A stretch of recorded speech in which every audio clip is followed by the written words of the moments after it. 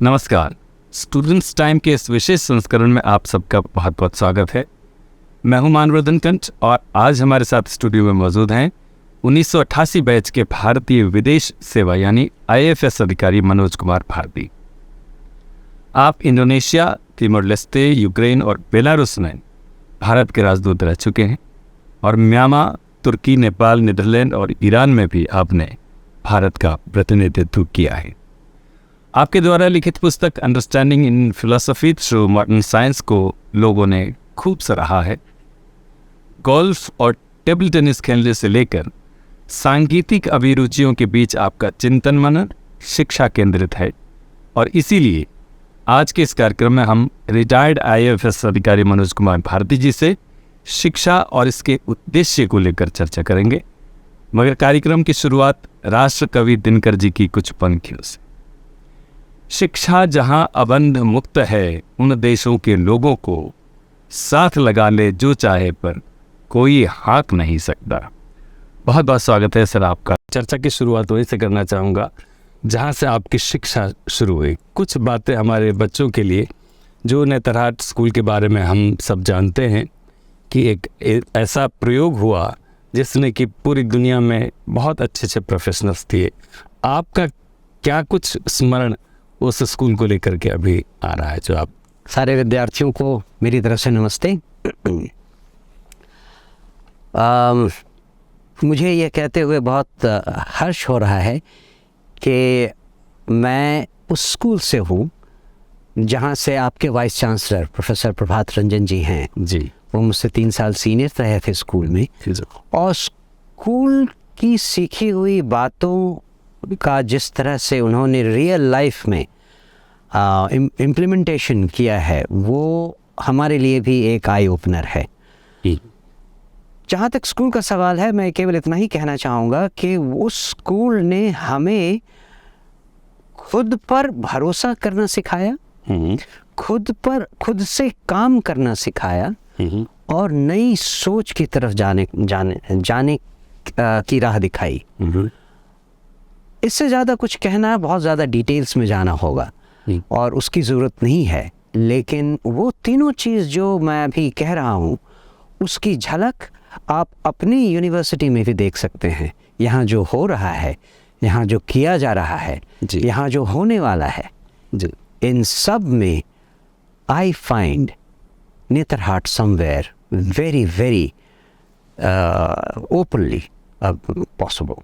Sir मेरा जो ये सवाल था वो पूछने का एक ख़ास मकसद ये भी था कि जब शिक्षा की बात करते हैं हम तो फाउंडेशनल ईयर्स जो होता है, जो शुरुआती दिनों, जैसा कि आपने कहा कि DY पाटिल इंटरनेशनल यूनिवर्सिटी काकुड़ी पुणे के जो ऑनरेबल वाइस चांसलर हैं प्रोफेसर प्रभात रंजन जी, उनके थॉट्स में भी कहीं न कहीं नेतरहाट समाया रहता है। तो मेरा ये मकसद था कि जो फाउंडेशनल ईयर्स के एजुकेशन होते हैं, प्रारंभिक शिक्षा, वो कितना ज़रूरी है और क्या प्रारंभिक शिक्षा में जितना पर्याप्त कुछ किया जाना चाहिए भारत में हो रहा है, आपको कैसा लग रहा है?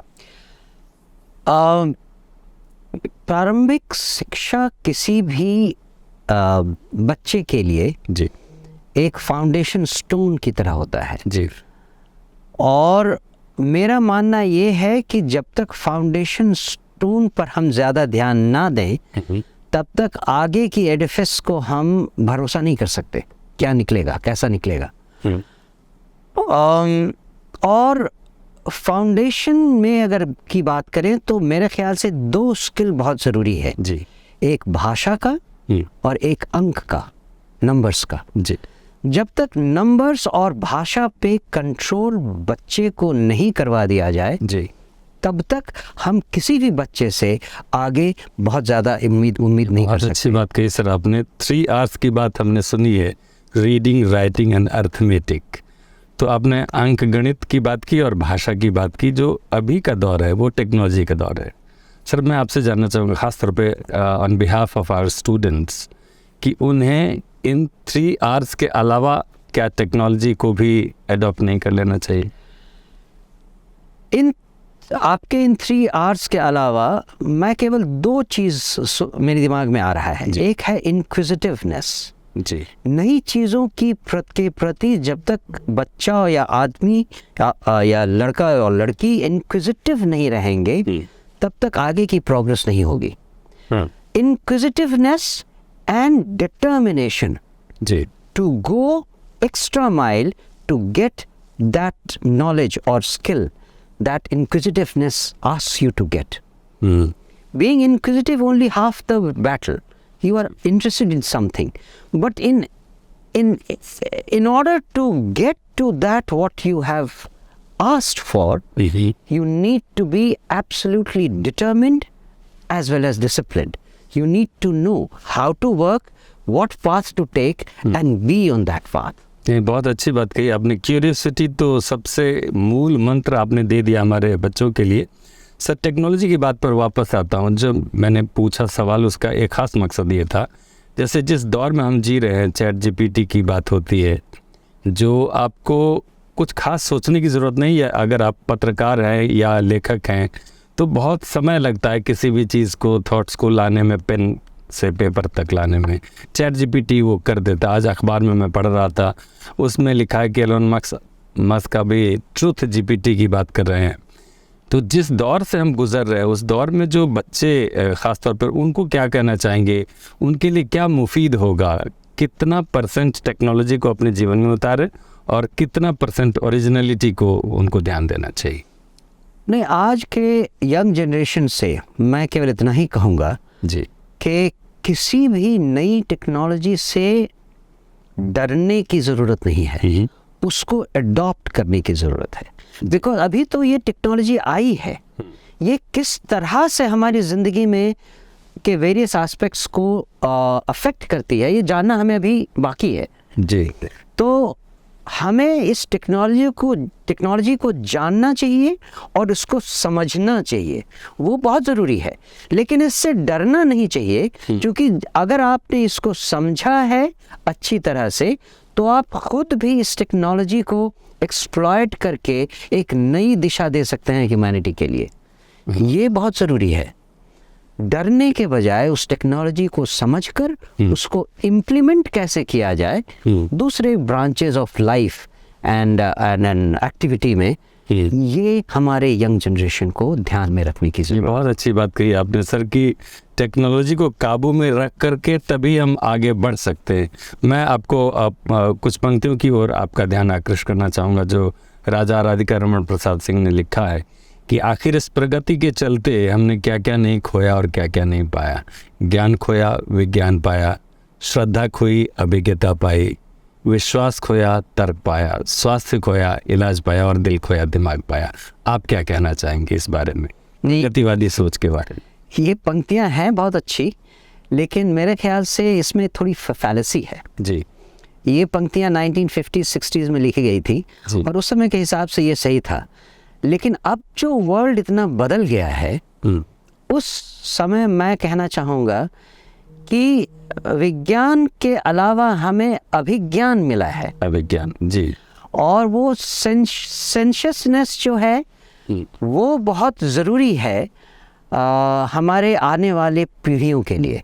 क्योंकि जैसा मैंने पहले कहा, इस विज्ञान से डरने की ज़रूरत नहीं है, इस विज्ञान को यूज़ करने की ज़रूरत है और नई राह बनाने की ज़रूरत। संवेदनशीलता के साथ उपयोग करना ही आपका मूल मंत्र रहेगा। चलते चलते ये प्रश्न मैं पूछ लूँ जो ऑन कैमरा भी पूछना चाहूँगा कि as per your opinion what should be the aim of education हमारे तमाम दर्शकों के लिए, हमारे विद्यार्थियों के लिए खासतौर पर? जैसा मैंने पहले कहा, हमें अपने प्राचीनतम मूल्यों पर जाना पड़ेगा ये समझने के लिए कि एजुकेशन का सही मतलब क्या है, हम एजुकेशन क्यों चाहते हैं, क्यों लेते हैं। और हमारा प्राचीनतम जो विचार इस पर है वो यही है। वो कहता है विद्या ददाति विनयम, विनया दाति पात्रताम, पात्रत्वात् धनम आपनोति, धनात् धर्मः ततः सुखम। इसका मतलब है विद्या से विनय आता है, humility. The basic purpose of education is to have humility, because humility gives you the capability, patrata, and this capability is to get many things including money पात्रत्वात् धनमाप्नोति. From money you can walk on the path of righteousness. Dhanat dharma. Tatha sukham. Only when you walk on the path of righteousness, you get real pleasure, which should be the end result of our life. नई सोच विकसित करने में प्रारंभिक शिक्षा का क्या महत्व है? भाषाई दक्षता, गणितीय क्षमता, जिज्ञासा, विनम्रता और मजबूत इरादा का हमारे जीवन में क्या स्थान है और शिक्षा का मूल उद्देश्य क्या है? इन तमाम विषयों पर हमने रिटायर्ड IAFS अधिकारी मनोज कुमार भारती जी से खुलकर चर्चा की. उम्मीद करता हूं कि स्टूडेंट्स टाइम का यह संस्करण आपको ज़रूर पसंद आया होगा. आप अपना फीडबैक हमें ईमेल के माध्यम से भेज सकते हैं. हमारी ईमेल आईडी है studentstime@dybiu.ac.in. अगले हफ्ते हम फिर हाजिर होंगे स्टूडेंट्स टाइम के नए संस्करण के साथ. तब तक आप अपना बहुत ख्याल रखिए और हमें दीजिए अनुमति. नमस्कार.